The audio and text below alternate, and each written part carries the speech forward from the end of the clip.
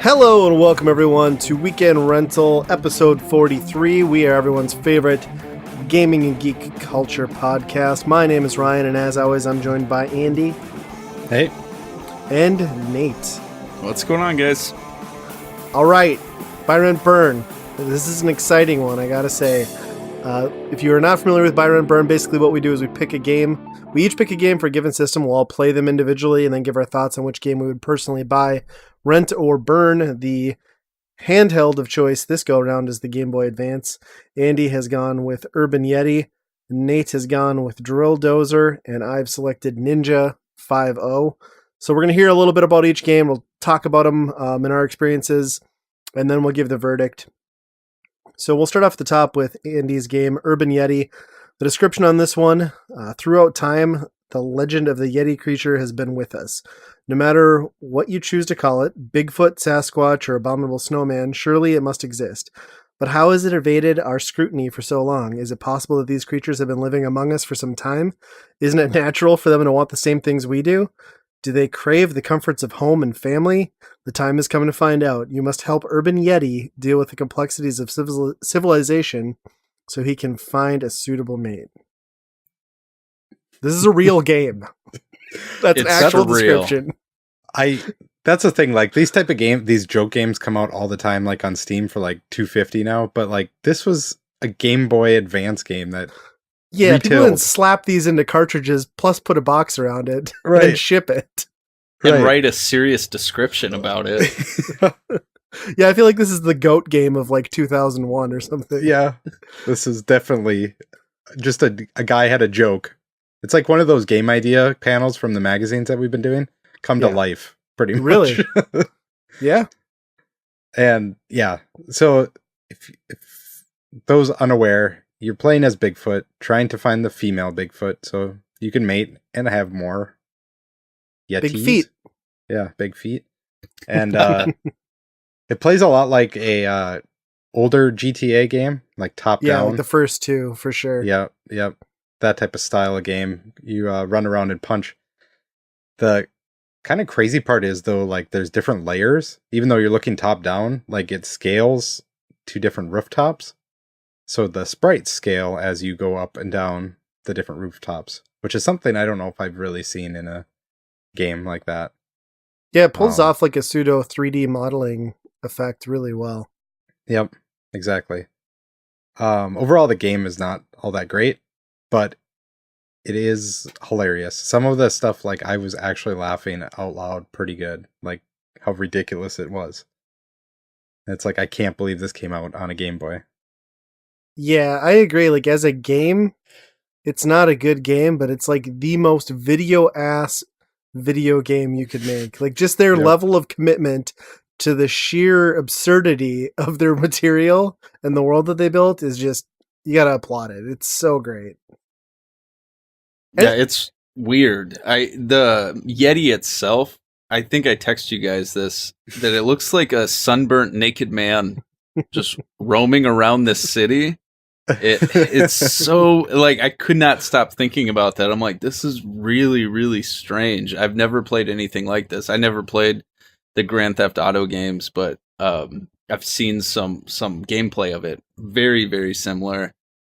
And I mean, compared to the other two games that we played, just way, way different, even as far as looks go and sound goes. And oh yeah, it was just a bizarre game, very difficult for me to even get into. I just couldn't get past the naked sunburnt man. I think that was like the prototype build of this game was Urban Naked Hobo, but then they got the M rating and they're like, no, we're not gonna be able to sell this. Yeah, we got to make it Yeti, put some fur on him. This isn't gonna hit our targeted audience of 10-year-olds. So yeah, just like even just the intro with like all the text and like the Yeti pondering life and gosh, it was so, I mean, I was like grinning the entire time I was playing this, like not because I liked what I was doing, just because everything I was doing was so dumb that it was fantastic. And I don't mean to make it sound like it's a broken train wreck. It's not. I mean, it's just not a great game, but I think when you wrap that whole package around it, like as a joke game, and then like realizing that these devs like fully committed to their, because it's not like a crappy licensed tie-in, right? It's just they came up with a cockamamie scheme and went whole hog on it. So Yep. it's awesome. Yeah, some of the jokes in there are really great too. So I got stuck and I couldn't progress any farther, and I don't know if it's because it's a joke or not. I don't know how far you guys got, but you get down to the bridge to try and get to a different island, and it says you need $4 to cross this bridge. Yeah. So then you go get it. Then you have to go find a newspaper to try and find a job. Oh. See, I So just turned to punching cops in the face. That was the wrong approach, I guess. Yeah, well, there's GTA for you right there. So I finally found the newspaper, and the job was to be a server at a soup kitchen. So then you go to the soup kitchen, and then there is a mini game. It's basically Tapper. You're playing Tapper. Nice. To serve all these different people. And they said, work all day at the soup kitchen and work for tips to make $4 to cross the bridge. And I never got any money from it. I don't know if that's the joke that, you're not going to get tips at a soup kitchen. Because you're Sasquatch. Yeah, that's funny. I have no idea, but I played Tapper. People got angry and punched me. I didn't make any money, and that was the end of it. But that's too bad. And the birds constantly shit on you the whole game. Huge shits too. Yes. Yeah. The other pedestrians are fine. They just really want to drop a deuce on old Yeti there. Yeah. Sad. I think when it started doing that intro, like Ryan was talking about, like he wants to find a mate and all that kind of stuff, where I was like, oh, this isn't even a real game. Like I literally thought it was a joke the whole time. Yeah. And then did some Google searching. I was like, oh no, this is licensed and like fully, like you said, fully committed and fully released. It's so odd. Yeah. It's not awful. Like you said, it's not an awful game. No. It's a game, I guess. Yeah. Yeah. And even like that image where they have when you're loading into the level or whatever, it's that green screen and just like the most ugliest like yes thing of a Yeti just staring at you, and it's like it's so bad. They couldn't pick a better picture. Like they're just like, what's the dumbest thing that we could put on this screen right now? And they did that. Yep, I liked it. I was thoroughly disappointed though that I couldn't like rip the roof off of a car and hop in and drive around the town. Yeah. I don't know if that happens later at some point where you can get into a vehicle, but I really wanted to be a Yeti in a car, like Hot Pursuit. That would have been sweet. Yeah. Yeah. Crazy game, but one you'll never forget, that's for sure. Mm-hmm. Let's move on to Nate's pick, Drill Dozer. The description on this one is shockingly basic. So in the platformer Drill Dozer, you take the role of Jill, the daughter of a crime boss who's set on revenge. When a rival gang steals away her family's heirloom, Jill gives chase in her Drill Dozer, an upgradable piece of power armor equipped with a large drill. This piece of equipment will help you navigate through 6 different areas where you will encounter varied enemies and bosses. That's exactly the game. I mean, unexcitingly, good job that is the game, yes. Yeah, so it is an action platformer, kind of puzzler in a way, because there are some little puzzle parts of it. It's a very... Here's where I had a very difficult time with the game. I'm just going to jump right into it because the game looks amazing. Like the colors, everything about the game looks like it's going to be something pretty awesome, something special. But I feel like they just failed to execute it well. It just felt kind of slow paced for me. I felt like, okay, we're in a drill dozer. We're going to move quickly through things, and it's actually polar opposite because you have to like shift through the gears to drill through walls, and that just for me felt like it was slowing the game down tremendously. So I didn't feel like I was making as much progress as I felt I should. But beautiful game. I mean, it's an awesome looking game. Yeah, I kind of agree with you, and I to some extent I do think they did something special. I just think maybe hinging the entire game on that drill mechanic, like you said, and making it as slow and repetitive, because it's really your, other than jump, it's your only action button, and you rely on it for everything. And yeah, it was the same way for me. I was like, this is really cool. Like the setup's great, the visuals look amazing, the sound's good. But yeah, after about halfway through even that intro tutorial level, I was like, I am already sick of this drill mechanic. And then you're like, just continue to drill more. And I think one thing to note that we're not judging here is that this is one of like a handful of cartridges that came out on the GBA that featured a rumble. I imagine that would have added some to this game, or at least would have been a nice novelty on the Game Boy Advance. But yeah, I agree. I think what could have been like an amazing platformer just kind of turned into a turtles paced like game for me. Yeah. I like there were some good components of the game. I mean, having to like upgrade your gearbox and stuff like that was good, but again, it didn't, for me, change the pace. Well, it doesn't change the gameplay. Drilling, right? You weren't drilling that much faster. I felt like I wasn't drilling that much faster.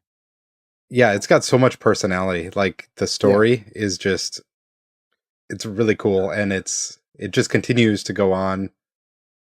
You know, you're really getting a feel for what the characters are in that game for something so simple. It's kind of crazy. And I kind of agree with you. Like the mechanic of drilling is a novelty right away, but as soon as you have to do it more and more and more, it does run thin. And just like running through the gears, like it takes a couple extra seconds every time you do it. Yeah.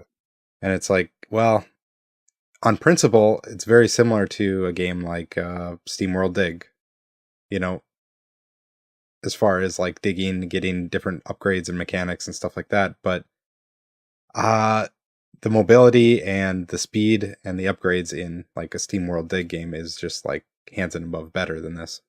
Yeah, that's a great comparison, because like that's a huge differentiator, is like when you upgrade in SteamWorld Dig, everything's faster and easier, but when you upgrade gears, it's just more tedious, because now you're doing quick time events. Like if they'd have just let you hold the same button and just progress at a faster speed, like that would have been a huge game changer.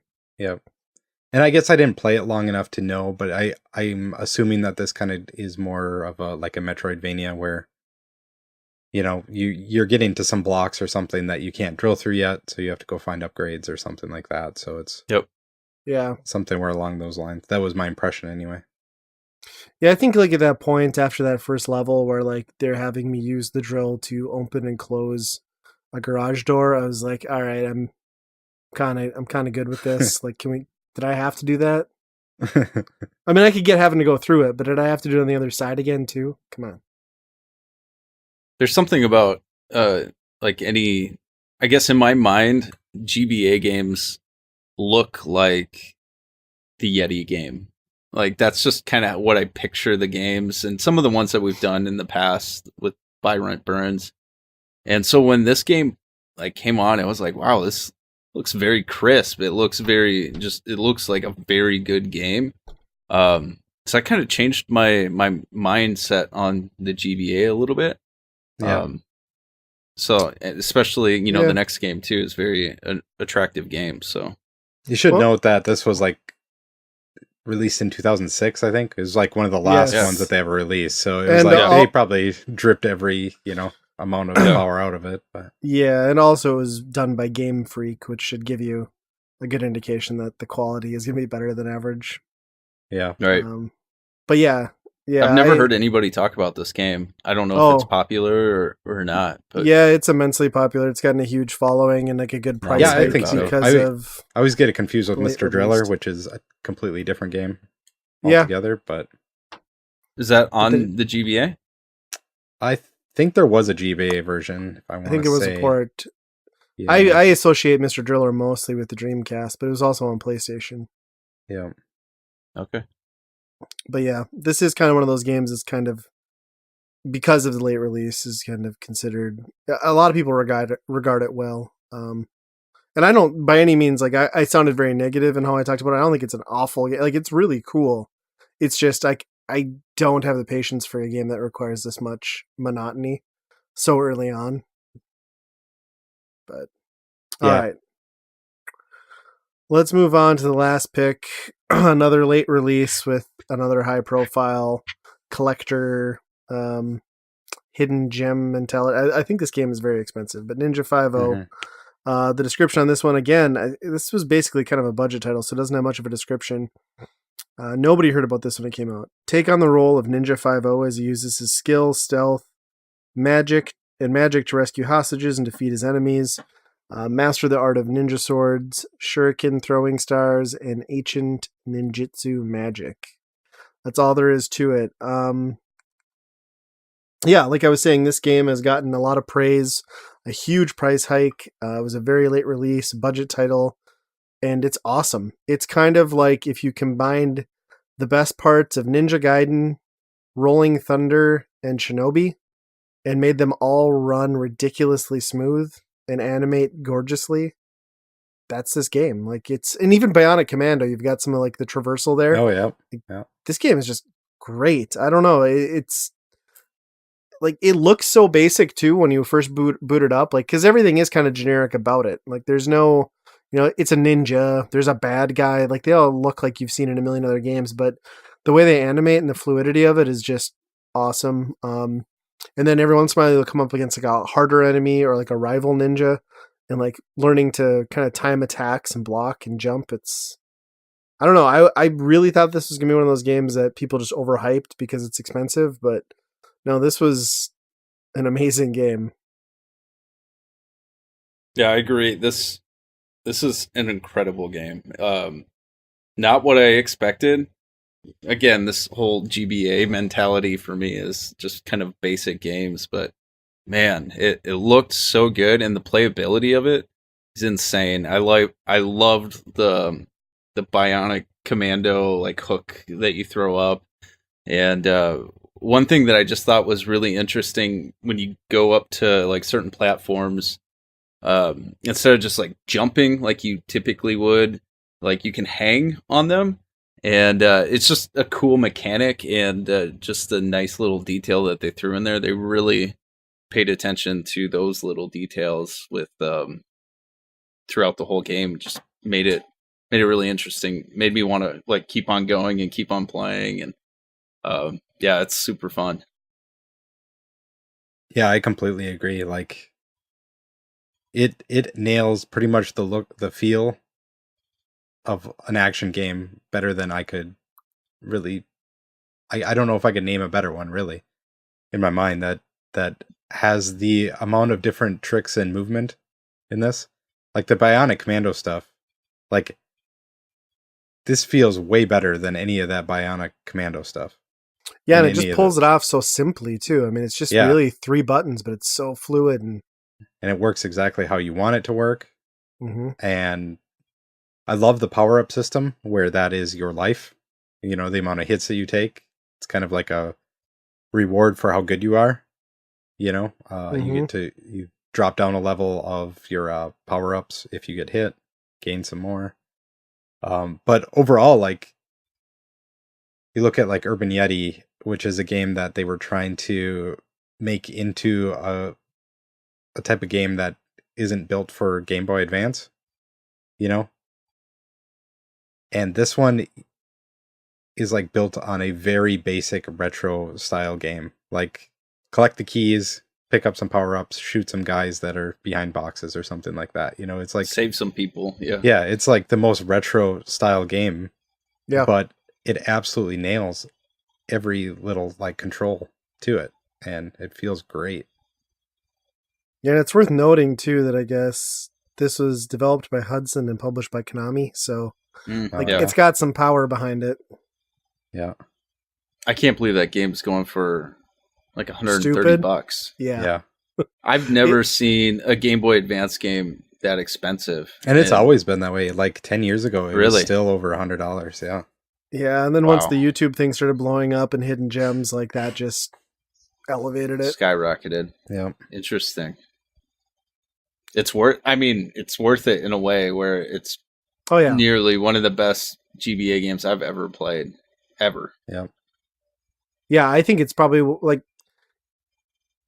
I don't know, like it just captures like how I'd want a ninja game to play so perfectly in a 2D context. Like it's super arcadey, it's super fluid, but it's not punishing. It's really good, like shockingly good. I can't believe that this hasn't seen like a re-release or a port on anything else. Maybe it has on like Virtual Console. I'm not sure. I doubt it because Hudson kind of got sucked up, right? And well, Konami owns them, yeah, and they don't do anything with Hudson stuff anymore, really. Konami doesn't do anything with their own stuff anymore. Yeah. So you knew about this game before Buy Rent Burn, that it was? Yeah, I kind of picked it because you were picking game. like one of like the Holy Grail or like the hidden gem games, and I was like, well, if he's going with Drill Dozer, I'm going with Ninja 5.0. Oh, I thought you were talking about Urban Yeti. Oh yeah, no. yeah. No, I forgot about that one. I am glad you brought that one though. That's great. Yeah. But yeah, I'd never played Drill Dozer or this one, and I honestly picked this one thinking like there was no way that this is going to be as good as everyone says it is, you know. But yeah, it's good. Yeah.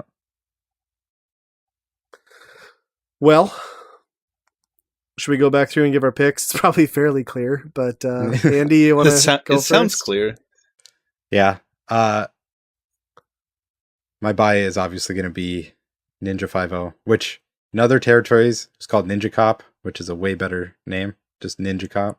Love it. I don't know if he was on the cover like on a surfboard, like in the like curl of a wave, like that would be pretty badass. But yeah, they kind of squandered the 5.0. Yeah. Yeah. But yeah, it's I can't say any Game Boy game is going to be worth, paying $150 for, but this is probably up there. Mm-hmm. Just because I don't think you're ever going to see this anywhere else, and I think it probably plays pretty well on an actual system too, if you're going to play it on there. Because I think it's the most, out of these three, it's the most well made for that system, I think. I love how it's just like bare bones. We made a retro ninja game, and we made it, perfect almost. Whereas my Rent, Drill Dozer tries to add a lot of story or something to it. It's almost like it's Metal Gear Solid. Constantly somebody calling you like, hey, we got to talk to you about this, talk about that, which is fine, I guess. But yeah, it looks beautiful. And I do enjoy those type of games. But yeah, once it comes down to it, where the main mechanic is something that is so repetitive and takes maybe 5 seconds once you upgrade it, who knows, that would get kind of annoying. Mm-hmm. And then my burn, unfortunately, is going to be Urban Yeti. I think this is like the best buy rent burn maybe we've ever done. Like, I loved all these games, all for different reasons. Right. Yeah, I'd agree with that. Yeah. Urban Yeti is just, it's not quite there as a good playable game, I would say. Sure. But it's worth anybody popping it in for like 20 minutes and just realizing how amazing this joke of a game made it onto an actual retail shelf. Yeah. Totally agree. I think as a podcast, we need to reach out to the developers and see if we can do an interview and be like, what were your thoughts on this? Like, how much weed were you smoking? How serious, when you were in the office, did you just laugh at it the whole time? Or were you like, yes, all right, this is going to be great? The sad backstory is probably that it was like completely developed by Tom DeLonge, and it's not a joke at all. Like, he really thought this was how Yetis have survived and lived under our noses this entire time. That's great. Nate, what about you? Yeah, I think it's pretty clear. I think we've laid the path out. I mean, the buy obviously is Ninja 5.0. I've never played a game like that on the Game Boy Advance. It's beautiful, plays smooth, has some just real charm to it.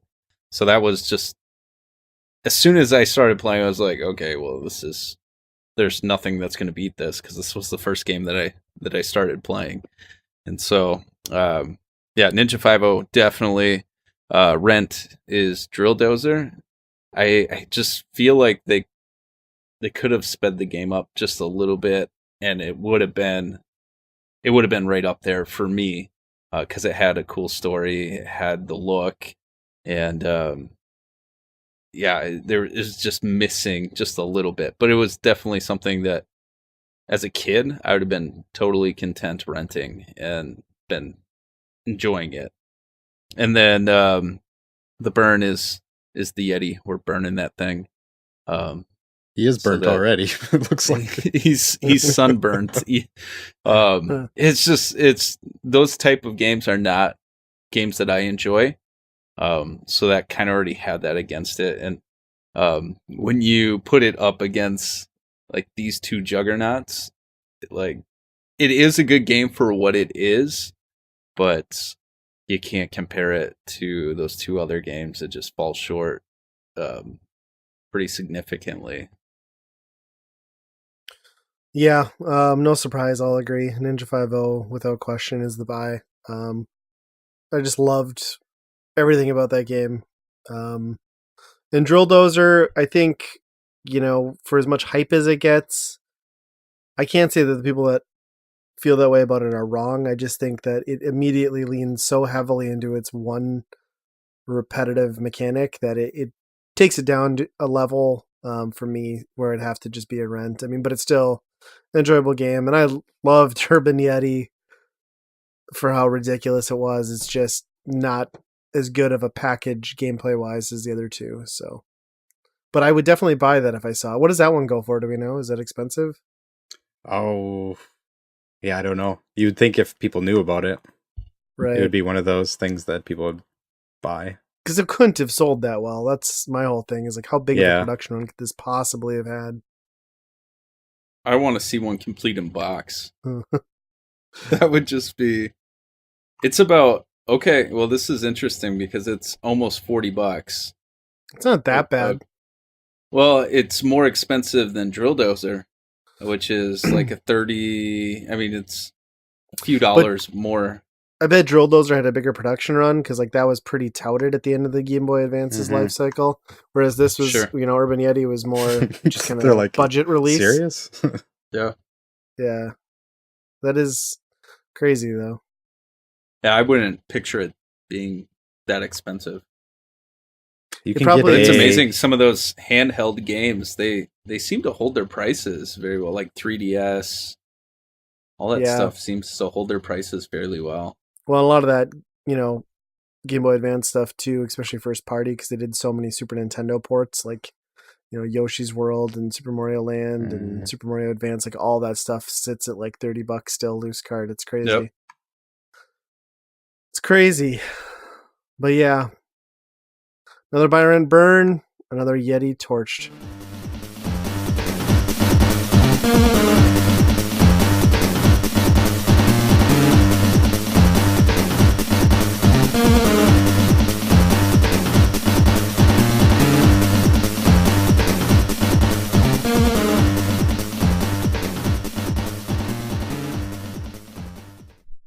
All right, so moving on from Byron burn, let's get into the world of gaming, what's been going on, what we've been playing, news, things that have happened. There's been quite a bit that's happened. We're a little late to some of it. On Nintendo Direct we can get into, but I think the most recent news is the video that Nintendo President of America, Reggie Fils-Aimé, put out announcing that he is leaving and retiring, and that the evil overlord Bowser is taking over. Doug Bowser. Sad day. Not the Bowser you're thinking of. That's his first name? I thought Reggie was great, and super bummed to hear that. I don't know if I was really necessarily surprised by it, though. I wasn't shocked, but he's kind of the face of Nintendo that I know, besides Miyamoto. So, yeah. Yeah, I think that's like the most shocking part of it is like when you have companies that prolific in a certain industry, usually you don't have such a charismatic, recognizable, like down to earth, or at least he would appear, in public person as Reggie. And I kind of felt like a little shocked that he was stepping in because he's not that old of a guy, really. I figured he would see the switch through at least before stepping down, but I suppose, I mean, really, if you look at what he's done, he came in during the Wii era, and now he's exiting at the height of the Switch. So really, like, he came and left at pinnacle points. So it's a good time to walk away. And you make money like that, it's pretty late to retiring, I think. Yeah, that's true. The CEO of Nintendo America, they're probably over 30K a year, right? Yeah, I would say, like, with benefits, it's probably almost like a 40K a year job. 40K a year? Yeah, that's pretty good. But, that's the other part, though, too, is usually those type of guys, like the guys that make it to that level, like, they just can't stop. So I kind of respect the man for saying, like, look, I want to go spend time with my family. Like, that's a respectable thing at his level, to just kind of break that tie and go do it. Yeah. And to leave on top, like you said, just like the Switch is in a good place. The Wii, he doesn't have a ton of low notes in his career if you think about it. I mean, there's some bad things. The Wii U, but aside from that 4-year span, it was pretty good. Right, but I mean, like, yeah, he's really pushed the Switch to kind of what it is and what.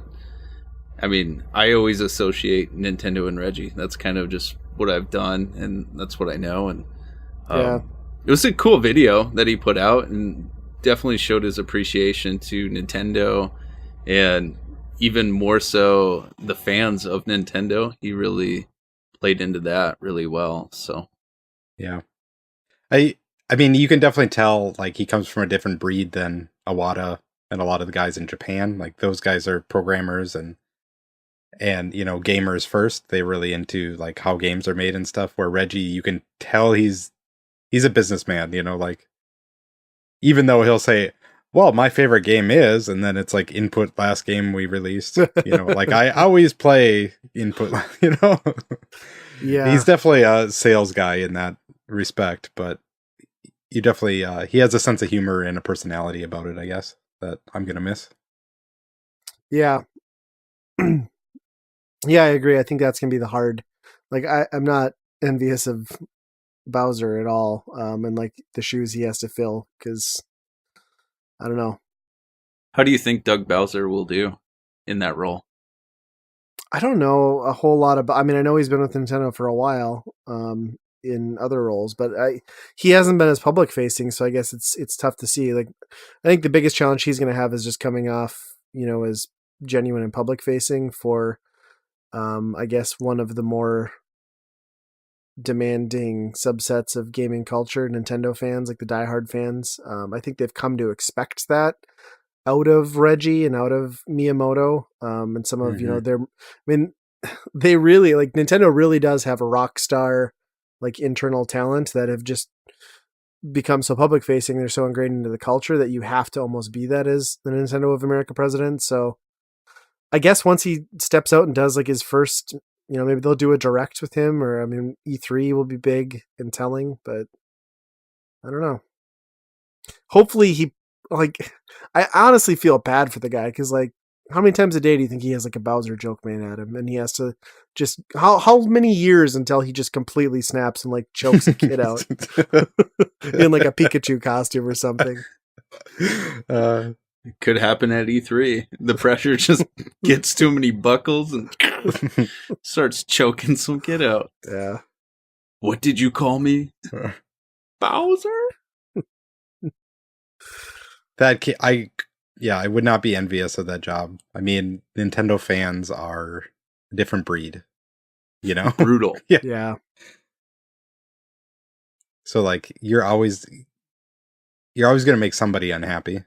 And those guys are the most loyal and the most outspoken people that, it'd be rough. What he needs to do is, like, be assertive and make a good, bad decision. I want him to just come out. The first thing he says is, I'm Doug Bowser, Nintendo of America president, and I'm killing the motherfucking 3DS. It's done. We're not making any more. There's no more games. Yeah. It's dead. Everything's on the Switch. Then he just drops the mic, walks away, just polarizes the fan base. I'll applaud the hell out of him. Like, about time. He goes even further and says, we're going to kill the Switch, and walks off, and everyone's like, oh my gosh. It's Just not come our out. future. If I were him, I'd just come out right away and be like, Mother 3 is not coming. Do not even ask the question. Don't ask. Yeah, Reggie had to deal with that for how many years? I heard somebody from Nintendo commented on that recently about how there was some like contextual piece within the narrative of that game that they felt was too offensive or controversial for European and North American audiences, so they have no plans to ever officially release it. Really? Really? Who knows? I mean, there is a translation patch and a ROM out there at this point, so we're probably, if you really were that hardcore into playing that game, you've done it by now. Oh yeah. There's no reason that you need to get it out on anything else, I guess. But yeah, and then outside of that, which is, sad, interesting news, I guess, depending on how you look at it, we also got that Nintendo Direct that was rumored forever. It was a short Switch only. I think that's important because they've been leaning more into the 3DS on stuff than I think people expected. But a Switch only Direct, it was good. I felt like I'm not a big Fire Emblem guy. They spent way too much time on Fire Emblem. I don't want to make anybody mad here, but I really don't give a crap about Mario Maker. Mario Maker was a great concept until you played Mario Maker and realized that instead of an infinite run of cool Mario levels, you just got an infinite run of maddening, frustrating, don't touch anything, or I'm going to make your life hell levels. yeah. So it quickly progressed into something that I wanted nothing to do with. So I don't know. It's cool that there's a second one. It's cool that it's coming to the Switch, but I wasn't applauding that. I think the big ender, and one that I had this on my cell phone. Pretty sure my boss was talking to me from across my cube wall. I had an earbud in still. She was talking about I don't know what was happening. I think it might have been important, but I just as soon as that island panned up for Link's Awakening and I saw that egg up there, I was just brimming. And then when she walked away, they finally announced it. And I'm just like, yes! And the guy across from me in the cube is just looking at me like there's something wrong with me. But I'm real excited about Link's Awakening being remade. Yeah. And I love, people were kind of like, I don't know about the graphics, but I love that it just looked like a Animal Crossing-ish update. It was it's still a traditional Link to the Past style overhead view, and I didn't need I didn't need more than that. That's cool. That was perfect for me. I love the graphic style. Looks great. Yeah. I'm kind of interested to see if they do more with it outside of the original game, because it's not a very long game, right? Right. So that's true. But it's a very weird game, so I hope that the weirdness is still there. Yeah. Like the references to other franchises and Wart and Goombas and a whole bunch of stuff. Yeah. I don't know who, I was listening to some podcast and somebody was just freaking out. They're like, we might get a 3D Wart. And I was like, I guess that doesn't really get me all excited, but yeah, I'm excited about that too. I think it's something that the graphics don't bug me. I for some reason that's just kind of how I would picture it and what it would be. So I don't know what else I would be expecting. I think it was interesting as soon as I would say that was the thing that grabbed everyone's attention the most, and they probably didn't spend as much time on that. And so, I mean, Twitter was blowing up where everyone's so excited, but there were some people that were kind of taking it a little bit too far, to the point where they're like, oh, I've been waiting so long for this remaster or whatever it is. And, I don't know. It was just kind of weird. I was like, you probably weren't even thinking about this game until they just dropped it on you. Well, then so the community was kind of funny. To your point too, I heard some people even going to an extreme that I hadn't even considered, and they're just like, well, that's all the Switch is just more ports. I'm like, dude, this is a completely re-envisioning of a game that hasn't come out anywhere in over 20 years. How is this a port? This is awesome. Right.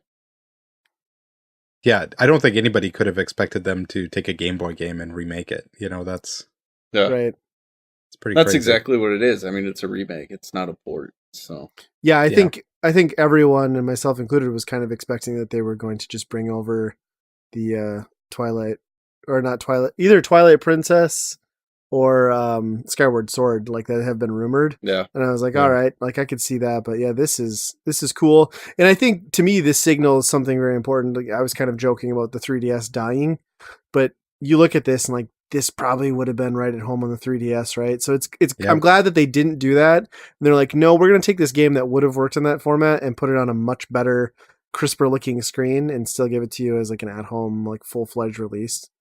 And we'll get $20 more for it. Yeah. But still cool. Well, did they do an MSRP on it? Do we know, is it going to be 60 or? Yeah, I don't know. I would guess so. I'm sure it's every bit of 60. It is a first party game. You're right. Yeah. And it'll be 60 for 4 years after this. Yeah. So Nintendo tax is real. Their stuff holds value. I think, some of the other stuff that came out of that, like the Tetris 99 drop, which has kind of become like a hallmark of the whole Nintendo Direct, is like, here's the thing now. That was cool. I already have Switch Online. So it's, I don't know, it's fine. It's Tetris with like some dick moves thrown in. I don't get too crazy about it. And then I think the thing that I was really fired up, so a couple other demos that they announced, the Yoshi's Cardboard Clusterfuck or whatever it's called. We downloaded that. Super cute, super adorable. My kids love those games. They both instantly were just like watching that download bar and played it immediately. I'm excited for that one just to watch them enjoy it. But then that is it. What's the mech one? Deus Mach? No. Is that it? Ex Machina? Yeah, that's. So I was pumped when they announced that was going to get like this available demo to like test out the game. And I got in there and Nate happened to be over when I was playing it and loading it up for the first time. And I was like, I love the way this looks. I love the art style. I like the ease, but it felt like I was playing a Robotech game from like 2002. And I was like immediately kind of crushed because I'd been putting so much like hope into this game, and it's not something that I'm not going to like. It's just something that I'm going to wait until it's $20 to buy, because I can already tell it's not what I wanted. It's slow. It's a mech game. It's very Japanese. Yeah. I appreciate what it's doing, and it brings me back to like my Xbox and GameCube days or PS2. But what a letdown! I was so bummed. I had the exact same reaction to that, because that first trailer, I'm like, this looks awesome. And then that second one was like, okay, this is a mech game. And I just, there's too much going on in those type of games that make it, prevent fun, really. Yeah. It was just kind of a bummer, but what are you going to do? I am excited for Fire Emblem, but they spent way too much time talking about nonsense. Yeah. Well, and no Animal Crossing. I thought that was kind of surprising. I wonder if that's the E3 thing. The Treehouse, yeah. I'm sure.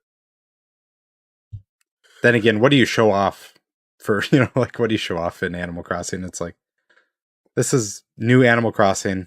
It might have a couple extra features, but it's the same game you always wanted, or you always had, Yeah. I don't know. Well, now they're rumoring again another Nintendo Direct coming up. Kind of like a shortly announced one, and that's going to be on the Pokemon, or maybe it won't be a Nintendo Direct, but some news on the next gen Pokemon. I guess I heard today that it's going to be rumored Pokemon King and Queen are like the working titles. So, Yep. I don't know. That's tomorrow, right? Yep. Yeah, they're saying 27th. Yeah. Which, do you guys see the second trailer to the Pikachu movie? No, is there a new trailer? No. Yes, it is. I thoroughly enjoy it. I think it's all absolutely disgusting, gross. What those things look like in like. Oh that. Yeah.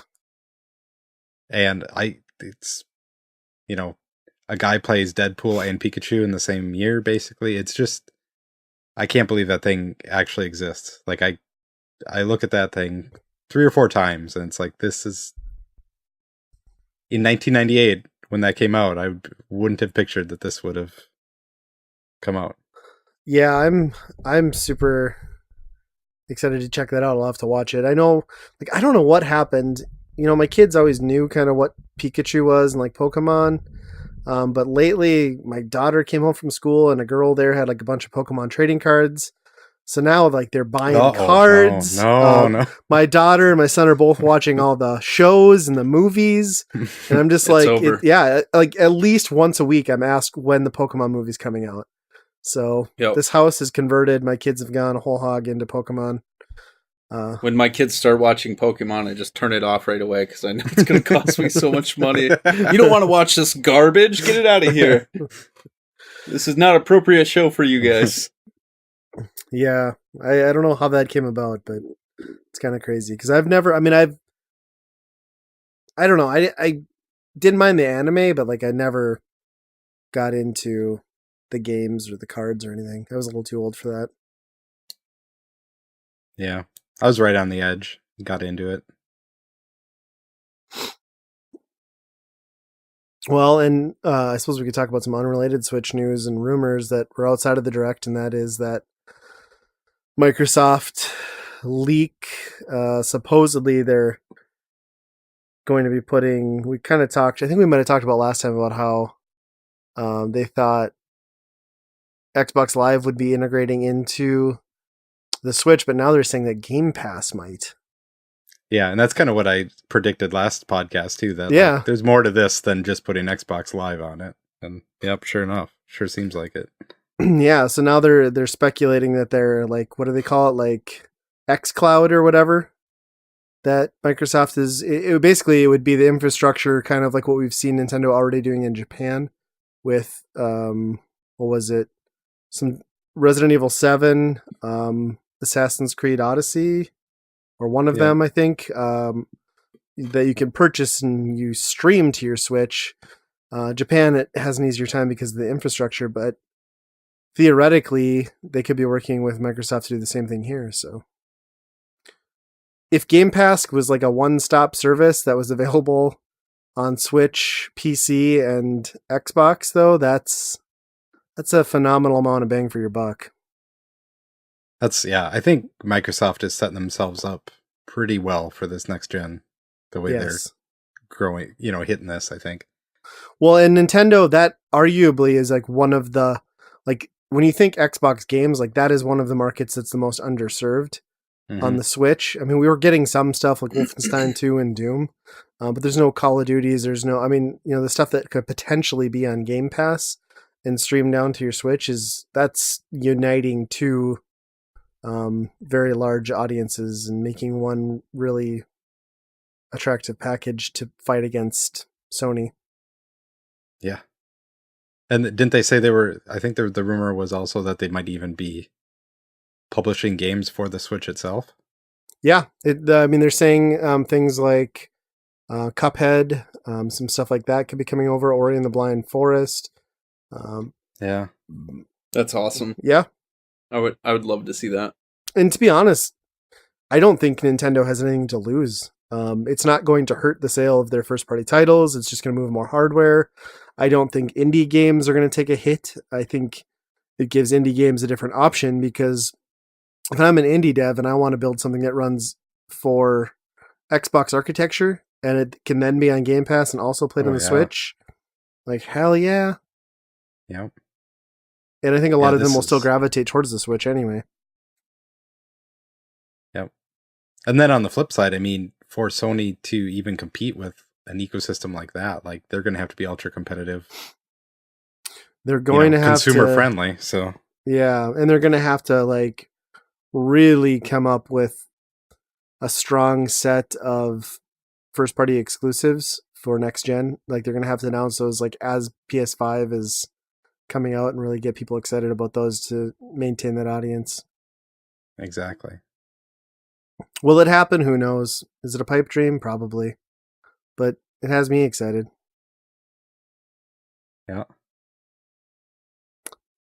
Speaking of Game Pass, I've been playing Crackdown. Did you? I downloaded it. Yeah, played it a little while, and it's a game that's from 2008. It's It's nuts how it's just Crackdown. Like, how did this take this long to make Crackdown 3 when it's just like, it's just another Crackdown game? I think the only answer is that they completely scrapped everything they had done up to a certain point. And just went they're back like, to the old thing. Right. I think like Game Pass came about and they're just like, whatever, let's just make some like B-list trash that can go. Yeah.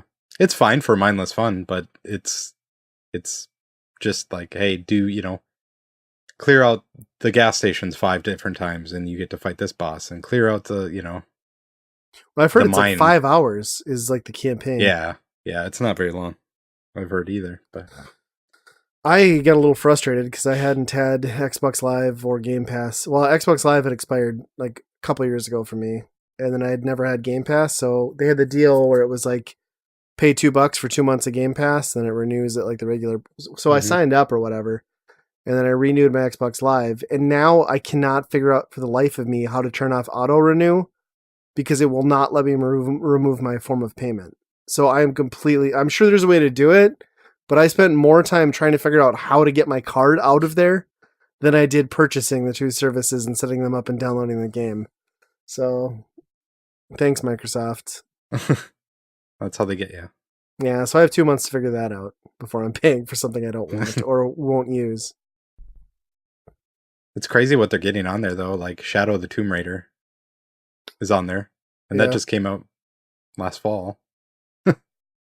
Yeah, I'll have to check it out. I mean, there's definitely some titles that have hit that I want to go back and play. I was thinking I should play through Gears 4 because I've played through every mainline Gears, so probably do that, play some Horizon, and then we'll see what happens. It's just been so long since I've used my Xbox. I forgot how convoluted that interface is. Like I literally could not figure out how to navigate the Xbox menu anymore. It had changed so much. I'm like, I have no idea what I'm doing. Buttons are weird. At least they got rid of that, like, press B, it goes back to the other app that you had open. That was the most annoying thing that I've ever seen in any UI. I feel like they still have a long way to go, though, to streamline that. Oh, yeah. They had it so good on 360. Like, how did they go in such a bad direction? Because they had TV and everything else in there, too. Yeah, and I was going to say, and they probably leaned into the fact that you just talked to your Kinect and told it what to do, and it did it for you instead of actually having to use your controller. I don't know.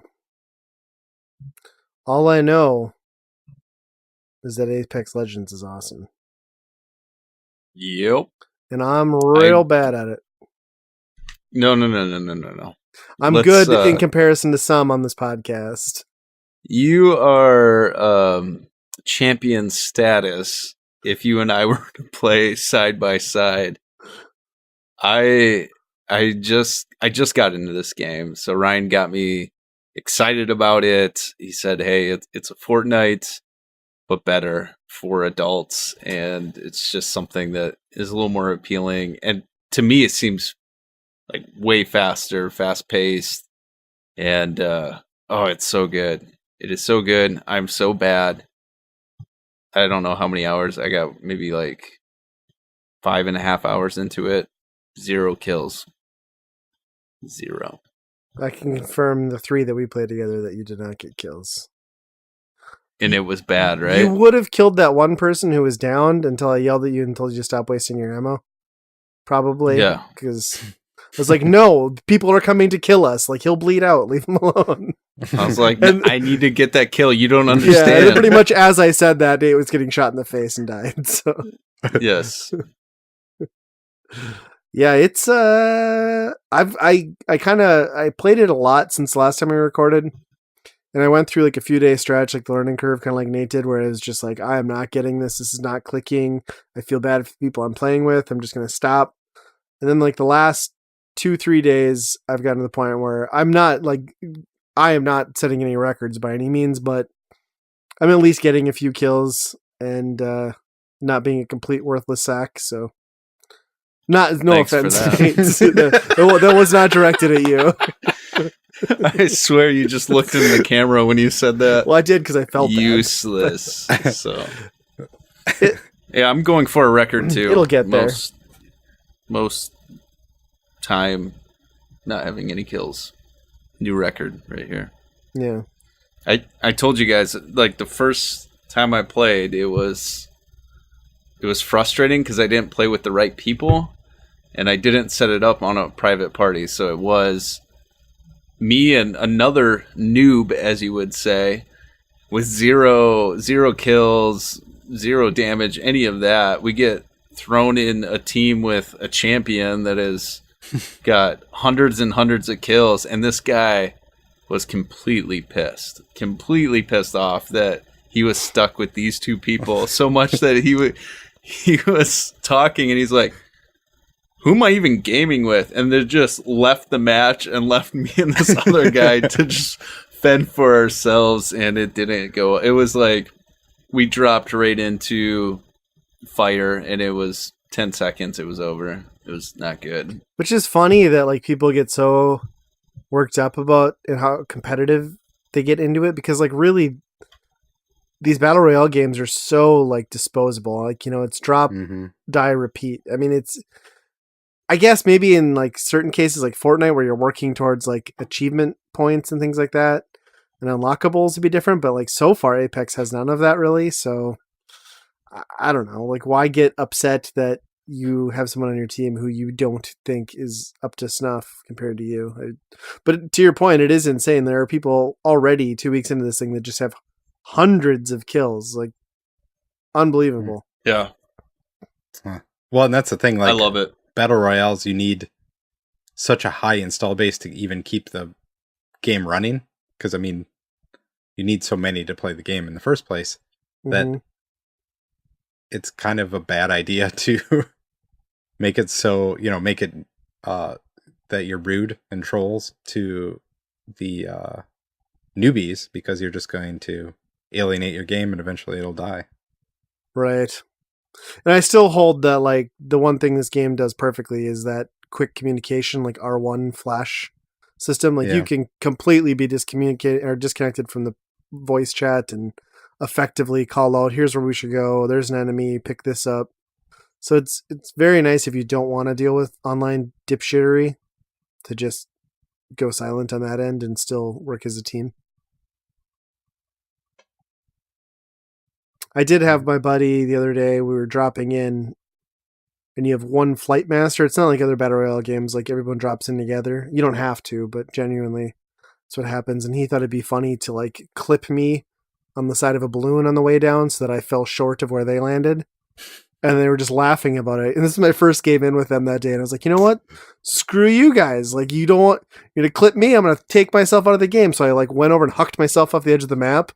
But you can't even suicide yourself, right? Because like my body was recoverable from the edge of the cliff. So oh, really? Wow. My aha moment didn't work out so great. They brought me back.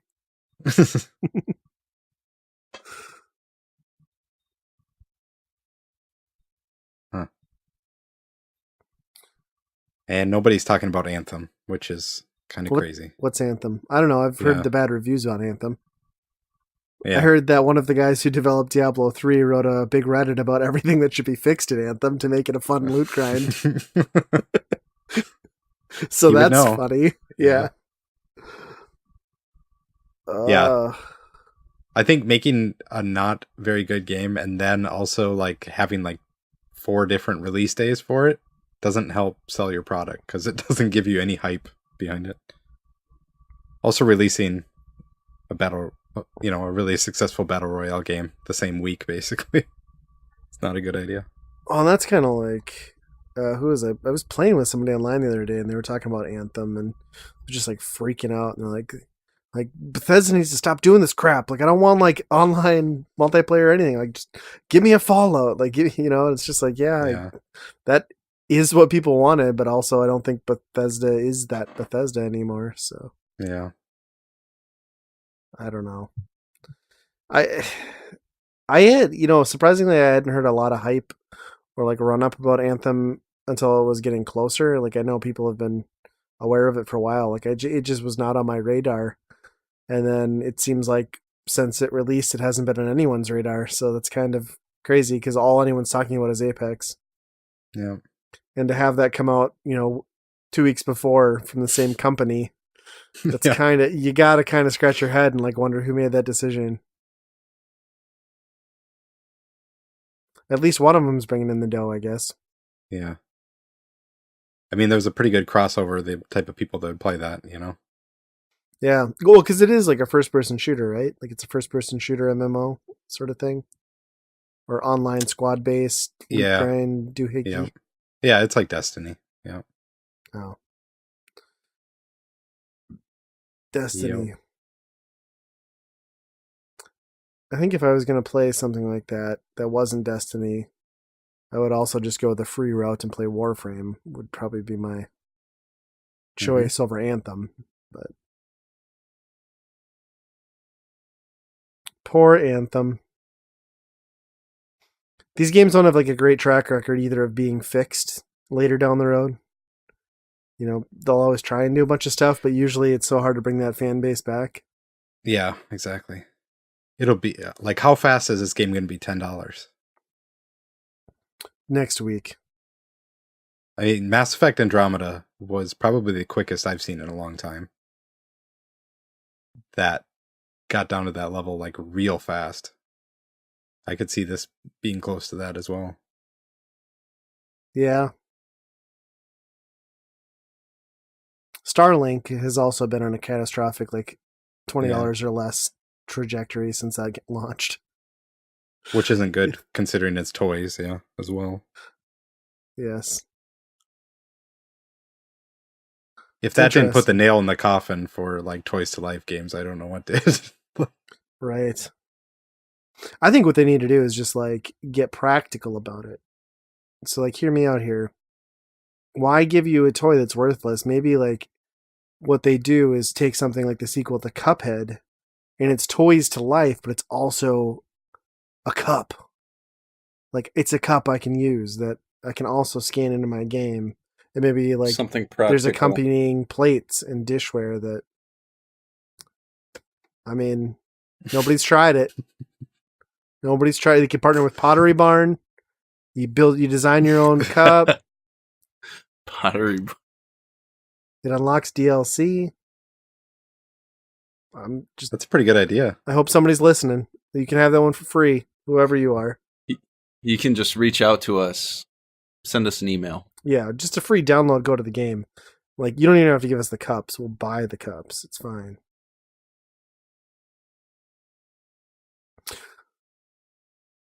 Dishware to life. It's the next big thing. We're going to be like all the old grandmas who have plates like displayed across their whole room. Except it's like shitty. Instead of like the Peace Garden State, it's just like some shitty game from 40 years ago that nobody remembers. Oh gosh. We could revitalize like a whole market. Get those like plate hanger things back out there. Antiques to life, yeah. This is going to be amazing. Big things. Big things are coming. My body is ready. My body is ready. My body is ready. My body is ready. My body is ready. My body is body is ready. My body is ready. My body is ready. My body is ready. Okay, moving on to the Failbag, where we answer 20-year-old questions from old gaming magazines as if they were asking us. Sarah from Nashville, Indiana, is asking, if someone gave you each $500 bills in small unmarked bills, a 6-pack, and a beautiful Playgirl, only if you would buy a Virtual Boy, would you buy one? I mean, do you think it's worth it? I think that just like the Game Boy, Virtual Boy will be a flop. What? What? I don't know about that part. About a month after the Game Boy was released, my friends were tired of it. Do you think that will happen to the Virtual Boy? Well, let me just question your barometer for success. Your friends and you do not determine whether or not something is successful. Although you may be right with the Virtual Boy. Yeah. If the Game Boy flopped, what happened to the Virtual Boy? That was like a disaster. Didn't even get to the point of being a flop. And she said Playgirl. Like, did she mean I'm getting a copy of like the 4 Women nudie magazine? Because If so, I definitely don't want to buy a Virtual Boy. Oh, that's a good point. Yeah. Unless, or is she talking about a Playboy bunny? Right. Just See, as a that's what I playgirl. don't know, and I don't want to take the gamble. I mean, it was already iffy as is. I say take the gamble. Yeah? Yeah. Yeah, just go for it. It's risky, but I mean, it's $500, so you're probably ahead already. It's true. There's probably some STDs in there too, as well. But Let's do it. Screw it. Yeah, it's worth it. Buy one. Take the deal. Take the deal. their friends probably love that thing to this day. Like, oh yeah, the Virtual Boy. Remember the Virtual Boy? Oh my gosh. Yeah, wouldn't that Way be better weird than if the Game like Boy. yeah, there's like some bizarro pocket of people who hated the Game Boy but like fell deep into the Virtual Boy. Game Boys suck. Their library is like 900 games. I like having 14 games to choose from. It's way better. Yeah, Tetris is okay, but it's not 3D. Does it make your eyes bleed? I didn't think so.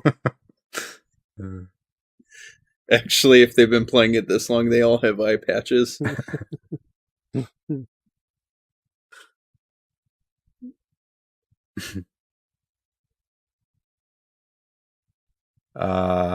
Mike saying, "What's up with all this virtual reality hoopla? You snap on a pair of goofy ass glasses and immerse yourself in a world that emulates the real world? Wait a minute. You mean to tell me that the games of the future will involve your car breaking down and having to get the parts to fix it? Oh, I know. You eat a large pizza and get constipated and have to have to That find is the not what enchanted happens when I laxatives." eat a large pizza, let me tell you. Constipation, we wish. Well, I don't get it. I don't want virtual reality. I want virtual unreality. What's the point of it all anyway? And whose bright idea was it to think of this crap up? What is he reading that indicates to him that you're going to be doing like household chores with your virtual headset? I think that was the stigma of what VR was back then. I mean, they didn't really have much to gauge it on. I don't remember anyone Mm. pitching like, go change a tire on your car though. Like, I literally have a Right. VR game where you change a tire. do you really? Job simulator. Oh, You change a gosh. tire on a car. So. I guess Shooty Fruity is pretty close to menial labor too, but Yeah. you see it a gun. I probably have like 4 or 5 games that are like job work. So yeah. He's not So- wrong in some respects. But it's way better than he's making it out to be, correct? Yes, absolutely. There's no Just repercussions. wait a few years. VR is going to get pretty dang good. And by a few, he means like And- 20. But you gotta wait 20 years, and you will be blown away. There you go. Yeah, that's Yes. absolutely the case. In 20 years, it will be the most successful VR has ever been. And it will still be fringe somehow. Even though it's cost effective, it's still like this weird offset of gaming. Do you ever remember? This is a movie in the probably early 90s. It's I can't remember exactly what it's called, but it's a young kid that is like the president's son, and Sinbad is in the Oh, movie. Yeah, yeah. yes. There's that whole scene in the mall. And there's that VR scene. That's what I Yes! pictured VR back then. Dude, that's so weird because that's what I was picturing in my head as he was like reading this description. Like, why our brains went to that awful Sinbad movie that we both still remember? You don't have to put awful. You can just say Sinbad. Okay. Do you Man, remember it was what Man called? of the House, wasn't it? What was it called? Man of the House, I think. Let me check. Nope, that was a different Man one. of the That House? was Tommy Lee Jones. Okay, different one. Let's see. Yeah, what was with that? That like in the mid 90s, there was a ton of like movies that were like, oh, it's the president's kid. There's like a couple like chick flicks. First about that Kid. too. First Kid is what it was called. Okay. Yeah, and it was the VR scene where like everything was polygons. Yeah. And just It looked like nothing I wanted to ever touch ever, but they made it seem like it was so Right. cool. and yeah, the kid's like, oh yeah, just totally into it. But Oh God, I have no idea why that's where my mind went when he was talking about I VR. forgot Sinbad was also a house guest with what's his name? I just forgot his name. Phil Hartman. Like that's so sad that Phil Hartman had to stoop to Sinbad's level. Blasto's Phil Hartman. Blasto's Phil Hartman. I wonder what the hell happened to Sinbad. Oh, I'm sure he's still around. He's working on a sequel of that movie. But instead of First Kid, it's like First Comb Over, and he just plays Trump's hair. Okay, Mike from Nashville.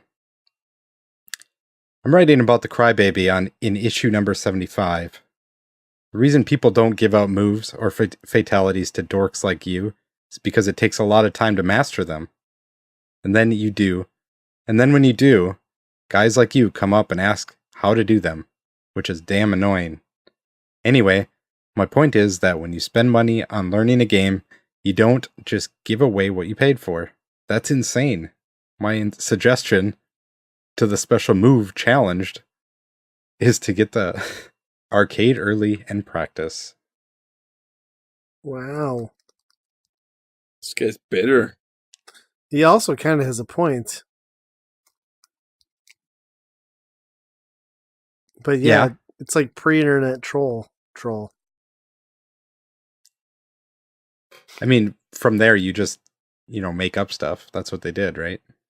Well, if you do this, this, and this, you'll have, some rumor fatality that doesn't even exist. Yeah. Yeah. I don't know. I never felt like anyone was that hardcore about combos, though, like growing up. Like everyone just readily shared to them, I feel like. In fact, I remember going to the arcade with kids who had like crap written down on paper, and I don't know. But I mean, like he said, he put in his hard-earned money into that and work, and he doesn't want to give it to some noob.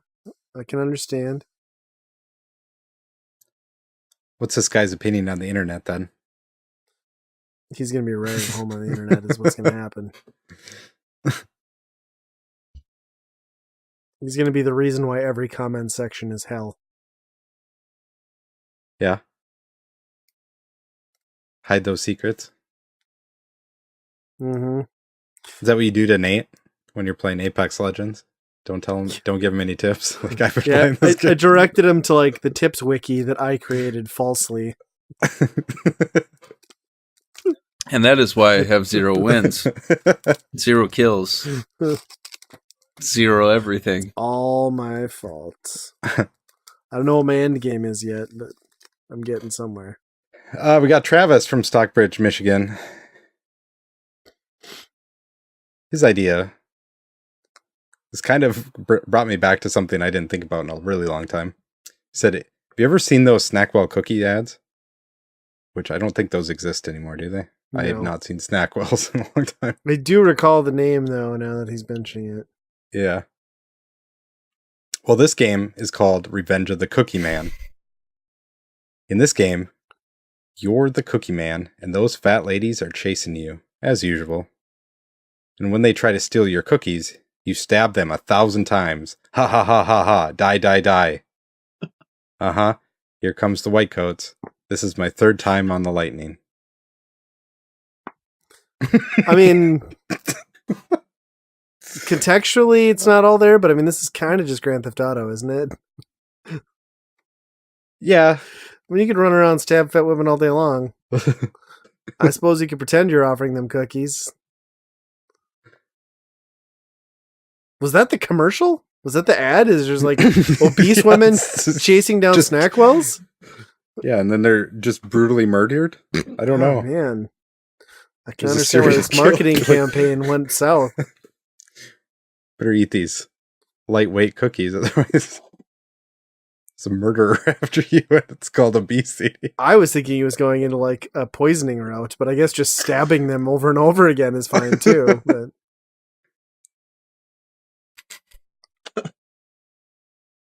Every time we read these, though, like, I'm like, was I really that messed up when I was like 12, 13?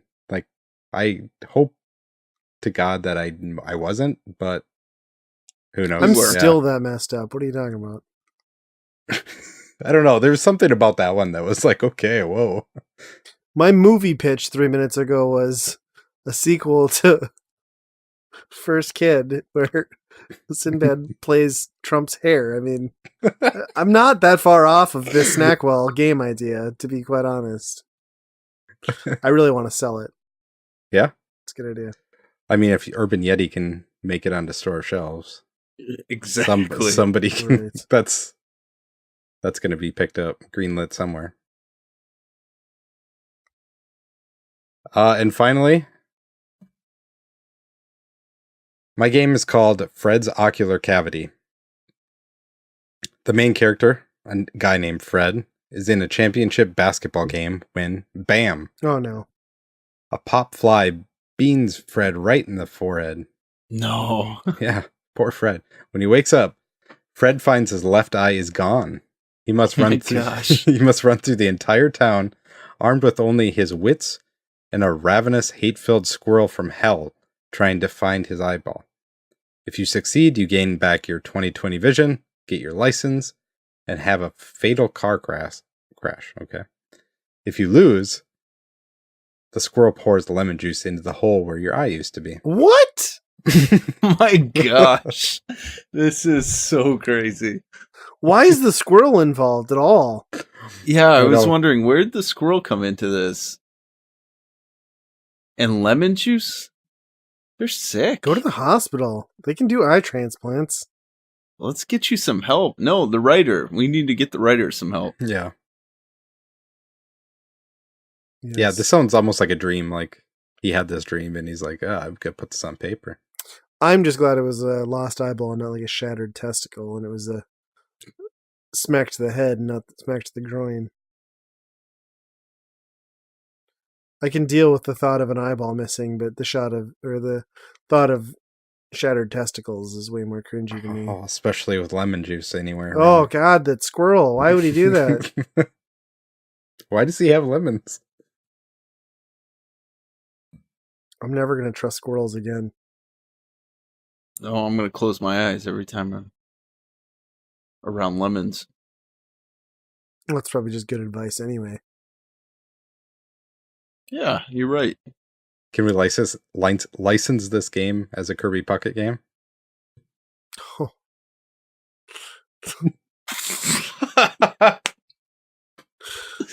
Oh, I like it. So bad.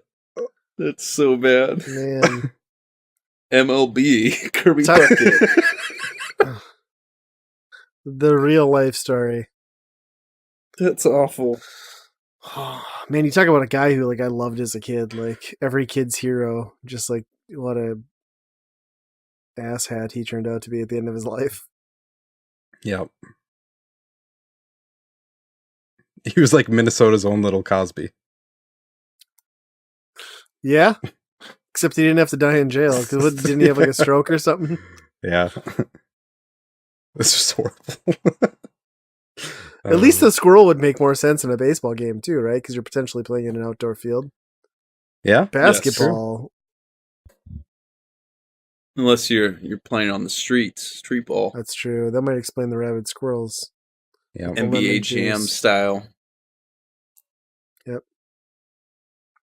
Street Slam, Rabid Squirrel Edition. I gotta think some of these are not legit, and like the writers of this Game Players magazine are Just put 'em making up. these up. They write a whole bunch of random things in a hat and they pull them out and they're like, okay, this is what the game's going to be about. Yeah. And this one gets to be a Game Boy Advance game. Urban Yeti. Yeah, I think that's going to do it. So, Nate, you want to wrap this up? Absolutely. Jeez, sounded don't too- sound so happy about it. Come on. That sounded too eager. Let's tone it down, Nate. Tone Shit it can this down. thing. We're having fun, remember? You, no, not you. We want to hear from you guys. So send us an email with comments, questions, concerns, cuss words if you want, to weekendrentalpodcast@gmail.com. And you can always find information about the podcast and us at weekendpodcast.com. And as always, be kind and rewind. Bananas. Ooh. Sensual bananas. Big yellow bananas. Well, it's just gonna be like one of those. I bet they're just gonna put out like one of those dumb like Google VR things where it's just like slide it into like some. It's probably gonna be some dipshit Labo thing that I have to build and like stick to my face that costs $20. But I don't know. I'm all for it. Like I'd be down with that.